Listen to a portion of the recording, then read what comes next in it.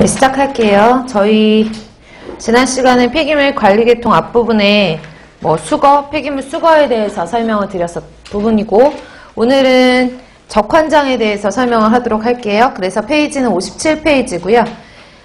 적환장에 대한 설명들을 지금부터 설명을 드릴 텐데, 적환장은 앞에서도 제가 한번 말씀드렸잖아요. 그쵸? 그 적환장은 여기 나와 있는 첫 번째 줄에 보시면은 소량의 폐기물을 한 곳에 모아서 대형 차량으로 폐기물을 적환해서 장거리에 있는 처리장까지 또는 매립장까지 수송하기 위한 수단을 적환장이라고 얘기를 하는 거죠.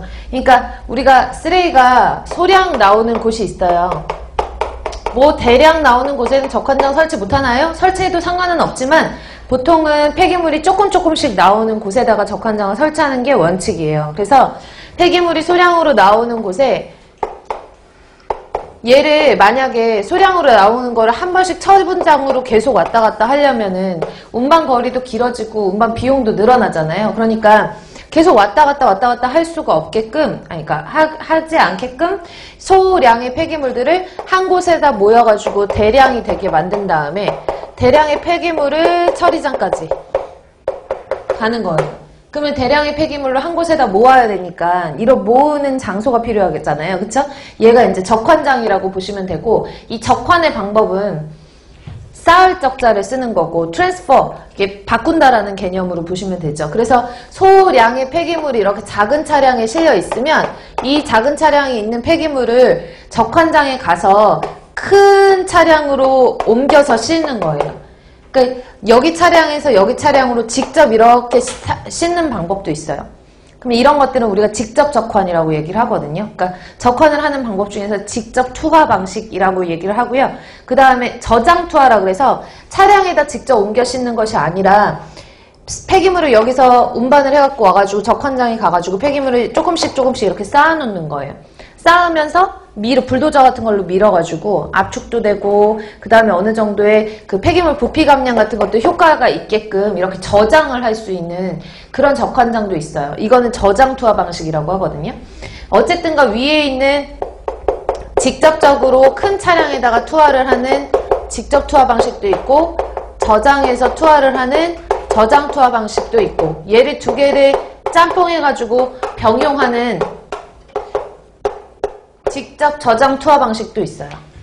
이해 가세요? 그래서 적환장이라고 하는 것은 이렇게 소량의 폐기물이 나오는 곳에서 처분지까지 거리가 너무 멀 때, 그러니까 원칙적으로 언제 사용하는 거냐면 처분지까지가 거리가 너무 멀 때 사용을 하는 거죠. 그래서 한 번에 처분장까지 움직이면은 우리가 운반 비용이나 수송 비용을 절약할 수 있는 그런 효과를 가져오기 위해서 사용하는 것이 적환장이라고 보시면 돼요. 그래서 만약에 가까워요.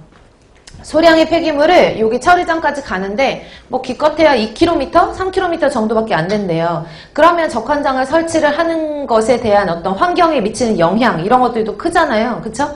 얘를 여기다 설치를 해놓으면은 너무나 많은 분진이라든지 소음이라든지 옮겨 실을 때 냄새도 나고 악취 같은 것들에 대한 민원 같은 것들도 많이 발생을 하고 주변 환경에 영향을 줄 수 있기 때문에 너무 거리가 가까울 때는 설치를 할 필요가 없고요. 보통은 10km 이상에 떨어져 있는 그런 거리에서만 우리가 적환장을 설치를 해요. 이 거리가 10km 이상이 될 때 설치를 한다라고 보시면 돼요. 그래서 그렇게 봐주시면 되고, 그렇게 어려운 건 없죠? 그래서 적환장의 의미만 봐주시면 되고, 자, 그러면은 57페이지에 있는 적환장 볼게요. 소량의 폐기물을 한 곳에 모아 대형 차량으로 폐기물을 옮겨 쌓아가지고 장거리에 있는 처리장이나 매립장까지 소형 차량이 몇 대 왔다 갔다 할 걸 한 대의 대형 차량으로 한 번만 왔다 갔다 할 수 있게 만드는 것이 적환장이다. 보통 폐기물을 수집하는 지점에서 처리장까지 거리가 줄쳐볼게요. 약 몇 킬로미터 이상 될 때 10km 정도 거리가 멀 때 설치하는 거고요. 적환장 설계할 때 적환 작업의 종류, 그 다음에 얼마만큼의 폐기물을 모아놓고 옮겨 쌓을 것인가의 어떤 용량, 소유량, 아니면 주변에 있는 환경 여건 같은 것들을 고려를 해야 된대요. 두 번째로 보시면은 적환장 설치 목적, 지금까지 계속 나와 있는 적환장에 대한 정의만 보시면 다 아실 수 있는데, 첫 번째로 보시면 종말 처리장의 대형화로 처분지가 수집 장소로부터, 거기부터 줄칠게요. 처분하는 처분지가 폐기물을 수집하는 장소로부터 비교적 멀리 떨어져 있을 때. 됐나요? 그럼 적한장을 설치하는 목적이 거리가 멀 때라고 그냥 간단하게 정리를 하시면 되겠죠?